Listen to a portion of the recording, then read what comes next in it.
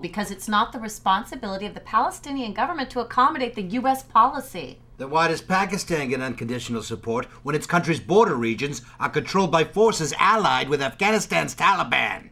Why don't we just pull our support out altogether then? So, who do you guys think would win a fight? Darth Vader or Swamp Thing? Go away. I'm at the People's Improv Theater, where a team of self-described geeks produce Comic Book Club, a live stage show that dissects comic book culture. The art is great in this. That's a nice way to give a compliment. In the past year, they've interviewed guests like the creative team behind the Incredible Hulk comic book, the writer who killed off Captain America, and the executive producer of the Narnia movies. I'm here to get their take on some of the upcoming comic book movies.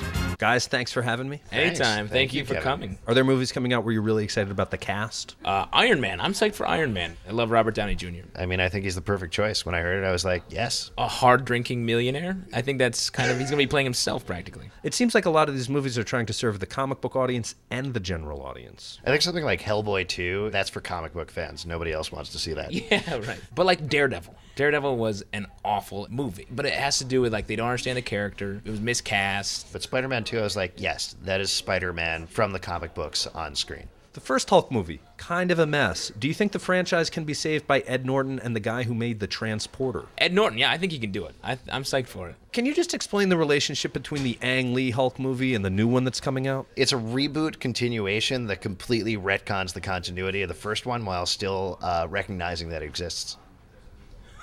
What's the best comic book movie that almost got made? There's a Joss Whedon Wonder Woman script out there, and everyone that we've talked to who's read it says it's amazing. Yeah, and it's not going to be made. It'll never, ever be made. Are there comic books you like that just don't translate to film? I think Alan Moore writes a lot of those. Things like League of Extraordinary Gentlemen, From Hell, V for Vendetta. For the most part, he's writing comic books that deconstruct the form of comic books. So why do you need to make them into films? And Heather Graham doesn't help.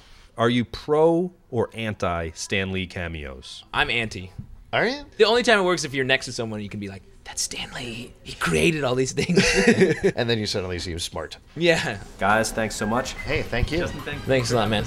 You can see more of Justin, Pete, and Alex at popcultureshock.com/CB Club and get all your comic book movie news at the Sci-Fi Scanner blog at amctv.com. See you next week.